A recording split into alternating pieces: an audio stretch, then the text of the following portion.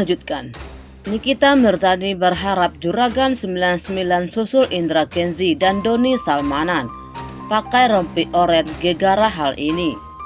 Nikita Mirzani kembali menyenggol Gilang Widya Pramana atau Juragan 99. Malah ia terang-terangan berharap Crazy Nix Malang itu menyusul Indra Kenzi dan Doni Salmanan menggunakan rompi oranye.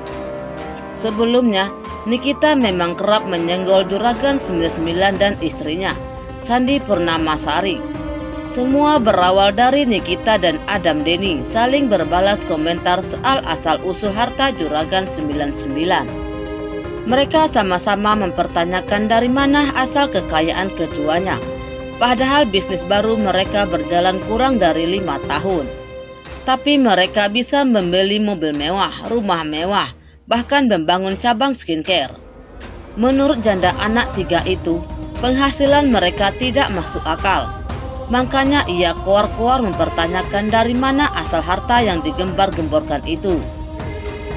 Nah loh, lalu sekarang bagaimana?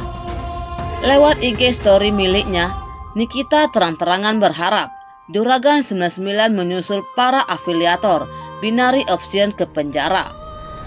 Menurutnya, Juragan 99 dan istrinya sudah melakukan pembohongan publik dan melakukan pencucian uang. Sultan dadakan yang disematkan sama netizen 62 sudah tumbang 2 orang. Mudah-mudahan yang ketiga pemilik skincare laki sama bini yang gayanya selangit tapi suka bohongin publik. Show off pakai pencucian duit. Dikutip wartakotalive.com dari Wikipedia, Gilang Widya Pramana lahir 4 Mei 1989 adalah pengusaha perbangsaan Indonesia. Dia merupakan pemilik dari Juragan 99 Trans yang bergerak di bidang transportasi darat. Gilang juga merupakan co-founder dari MS Law for Men. Saat ini Gilang juga merupakan presiden klub dari klub asal Malang Arema FC. Gilang Widya Pramana menyelesaikan pendidikan tinggi di Kabupaten Bekasi, Jawa Barat, tempatnya di SMK Bina Mitra Cikarang.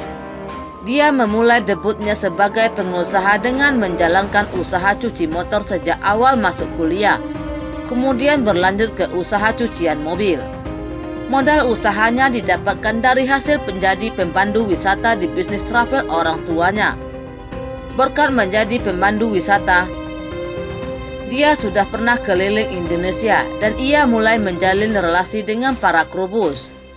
Dari situ dia mempelajari tentang bus pariwisata, yang menjadi cikal bakal Gilang mendirikan usaha bus pariwisata yang bernama Juragan 99 atau disingkat J99.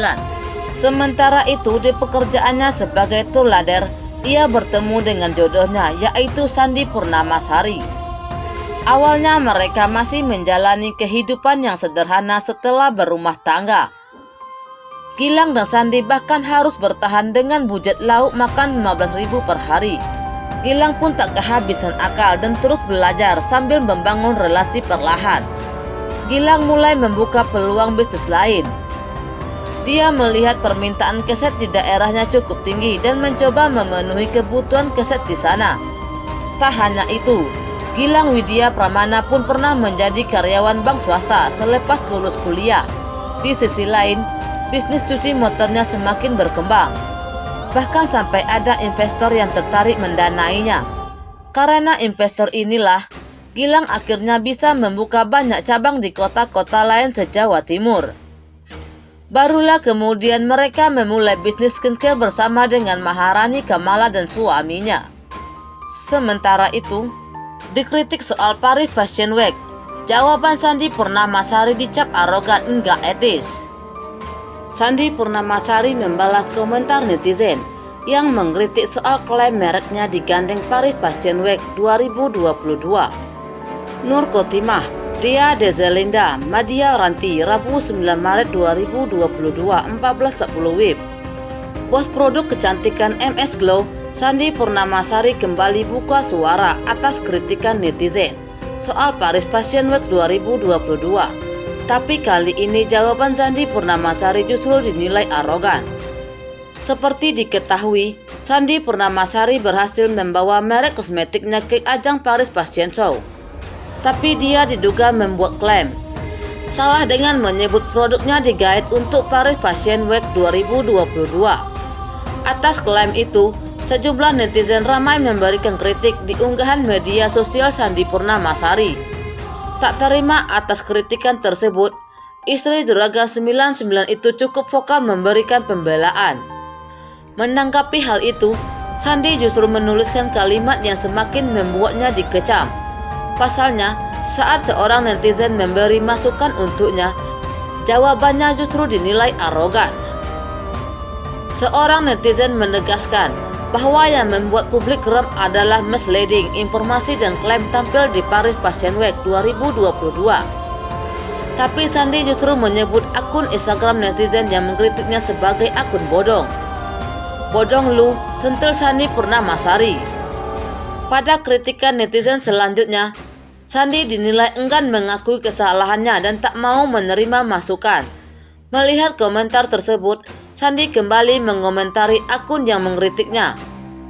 Akun abal-abal jangan komen deh, nampakkan diri aja, malu gak punya nyali, lu brand fashion yang baru kita pakai. PFW, Paris Fashion Week kok gak masalah, go cek, Fashion Week online, tegas Sandi. Saat tanggapan layar balasan Sandi Purnamasari itu diunggah oleh akun Twitter Tubeface, netizen ramai mengecam dan menganggap sikap Sandi sangat angkuh dan arogan. Orang pintar saat melakukan kesalahan akan mengakui dan perbaiki dirinya, sementara orang bodoh akan terus mencari pembelaan agar terlihat benar. Sentil netizen, arogan, salah satu minta maaf malah angkuh, ketus netizen. Orang pintar saat melakukan kesalahan akan mengakui dan perbaiki dirinya, sementara orang bodoh akan terus mencari pembelaan agar terlihat benar. Sentil netizen, arogan, salah tuh minta maaf malah angkuh, ketus netizen. Mbak, kita bukan gak apresiasi, intinya kalian gak tampil di Paris Fashion Week. Jangan overroad dengan membohongi publik, ten us, kritik netizen. Ternyata Mbak Sandi orangnya nutup telinga banget sama kritik ya. Haus validasi, bukannya ngebantah sama opini yang lebih konkret, malah nyerang personal sampai body shaming gitu. Padahal doi owner body produk lo nggak etis banget, kritik netizen. Sementara itu, belakangan memang ramai dibahas soal klaim brand lokal tampil di Paris Fashion Week 2022. Pengakuan tersebut menuai pro dan kontra dari banyak pihak karena dinilai termasuk pembodohan publik.